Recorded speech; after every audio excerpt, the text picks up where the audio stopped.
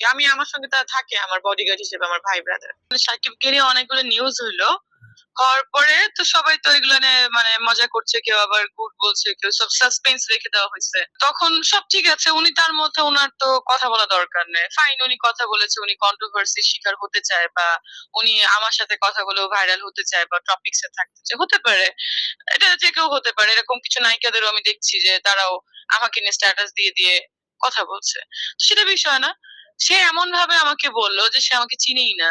ওই যে একটা মেয়ে আছে না, মিষ্টি জান্নাত, ডক্টর প্লাস নায়িকা, তো ওই যে বলার তো আমি এখানে কিছু দেখি না। লাইক ও হচ্ছে আমার খুবই কাছের একজন, আমাকে মেসেজ করে, ক্লিনিকে আসতে চায়, সে বোটক্স ট্রিটমেন্ট করবে, সে আসতে চায়। তা চ্যানেল আইতে বসে উপরে ছাদে বসে আমরা আড্ডা দিই। তো যখন যাই তো অফিস স্ক্রিনে কি করবে, সে খুব ভালো আমার সাথে ফ্রেন্ডশিপ।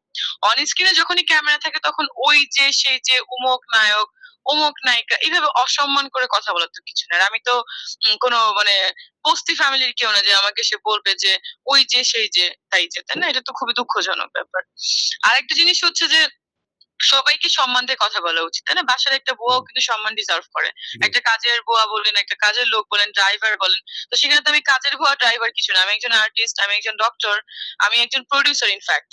তো সে আমার সাথে এইভাবে কথা বলার তো কোনো মানে আমি দেখি না। আর প্রডিউসার হয়েছে আমি আরো প্রায় 16 সালে, মানে প্রায় 8 বছর আগে। তো সে আমাকে ওই যে সেই যে উমুক এভাবে কথা বলা তো একটা অসম্মানজনক। আর সেখানে হচ্ছে তার আরো কিছু প্রবলেম আছে, সে সমস্ত আর্টিস্টকে কিন্তু অপমান করে। ফাইন, আমাকে অনেকবার করেছে, কিন্তু তার প্রবলেমটা কি, আমি টোটাল ভিডিও এবার লাস্ট টাইম যখন গিয়েছিলাম, আমি রেকর্ড করে রেখেছি, সে কি করে যখন ভিডিওটা ছাড়ে সে কিন্তু অফিস স্ক্রিনে দেখা যায় একটা আমাকে বলে, হ্যাঁ আসো আমার হাতে তুমি চুমু দাও, নাহলে আমি দেব, আপনি দেন। পরে কি করে সেটা কিন্তু সে আর টিভিতে রাখে না, চ্যানেলে রাখে না। তো এইটা কেন করবে, তাই না? সে যদি চ্যানেলেই না রাখে, কিছুই না রাখে, তাহলে তো অফিস স্ক্রিনে চুমা দেওয়া বা ভালো কথা বলার তো আমার সাথে প্রয়োজন নাই। আমি বলেছি যে সে অফিস কিনে মানে যখনই কোনো ক্যামেরা থাকে না, সে খুব ভালো ফ্রেন্ডশিপ। আমার সাথে নিকেতনে দেখা করে বললো যে চলো আমরা একটা ওয়েব ফিল্ম করি, ওয়েব সিরিজ করি, তুমি এগুলোই ডিজার্ভ করো, ভালো কাজ ডিজার্ভ করো, তুমি ভালো ফ্যামিলির মেয়ে, এগুলো আমাকে অলওয়েজ বলে। কিন্তু অন স্ক্রিনে গেলে ওই যে সেই যে বলার তো দরকার নাই, সে রেসপেক্ট করে কথা বলতে পারে। আর এমন না যে আমি নতুন কেউ, আমি কিন্তু ইন্ডাস্ট্রিতে অনেক পুরানো, সে আমাকে সুন্দর করে রেসপেক্ট বলতে পারে, মিষ্টি জান্নাত আছে, ওর এটা খোলাসা করা উচিত সাকিবের ব্যাপারটা, মানে এটা সে বলতে পারে। আর তারপরেও তো তার বলারও কোনো যুক্তি দেখি না আমি, তাই না? আমার পার্সোনাল ব্যাপার বা সাকিবের পার্সোনাল ব্যাপার বা যারই পার্সোনাল ব্যাপার হোক, ওনার কথা বলার তো প্রয়োজন আছে বলে আমি মনে করি না। নর্মালি যখন কথা হয়, দেখা হয়, তখন বলে যে তোমার ক্লিনিকে যাব, চলো তাহলে লং ড্রাইভে ঘুরে আসি, নতুন তোমার তো গাড়িটা ভালো, আমি একদিন ড্রাইভ করি, বা চলো আমার একটা গাড়িতে, চলো আমরা 300 ফিটে যাই, এরকম আমাকে বলে, মানে অ্যাজ এ ফ্রেন্ড বা অ্যাজ এ বড় ভাই বা কো আর্টিস্ট, এরকম এরকম কথা সে আমাকে বলে, আমি সেটা বলেছি। আমি কিন্তু বলি না সে আমাকে কুপ্রস্তাব দিয়েছে, বা তারপরে আমি বিরক্ত এবং রাগান্বিত যে সে মানে অনার করে কেন কথা বলবে না।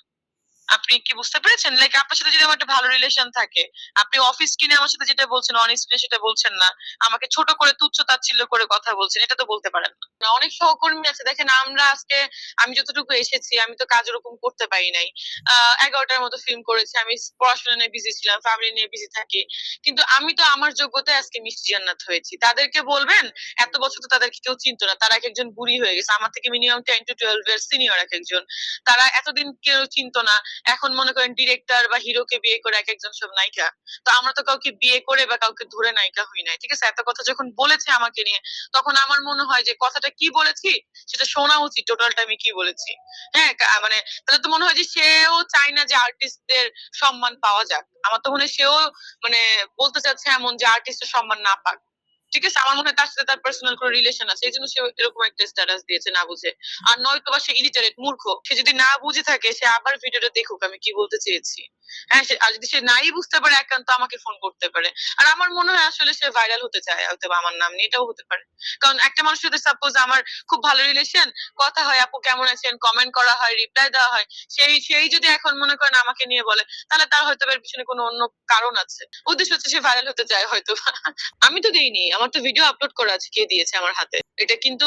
আমি যে ভিডিওটা ছেড়েছি আপনি আমার পেজে দেখবেন, এটা কিন্তু সেই ফেব্রুয়ারি না মার্চের কথা এই বছরের।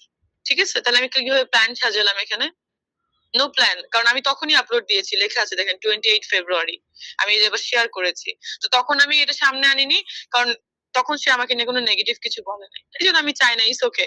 বাট প্রতিবার তো মানুষকে মাফ করে দেওয়ার কিছু নাই। আগে একবার সে আমাকে উল্টাপাল্টা কথা বলেছে যে আপনি আপনার ভাই ব্রাদার নিয়ে আসেন, এরা কেউ আপনার আপন কাজিন না, শোনা যায়। আমার আপন কাজিন না মানে আমি আমার আপন মামাতো ভাইকে নিয়ে গেছিলাম ওনার সাথে, আমার আমার সেম এজ, আমার ফ্রেন্ড। তারপরে আমার ভাইকে নিয়ে গেছে আরেকজনকে, আমি আমার সঙ্গে তারা থাকে আমার বডিগার্ড হিসেবে, আমার ভাই ব্রাদার। তো সে এমন একটা উদ্ভট প্রশ্ন করলো। তারপরে আবার সে না জেনেই টেনেছে যে আমাকে নিয়ে নাকি, আমাকে নাকি পুলিশে জেরা করছিল জিকে শামীমকে নিয়ে। জিকে শামীমকে নিয়ে আমাকে কোন পুলিশে জেরা করছিল জীবনে? মানে বুঝলাম না বিষয়টা।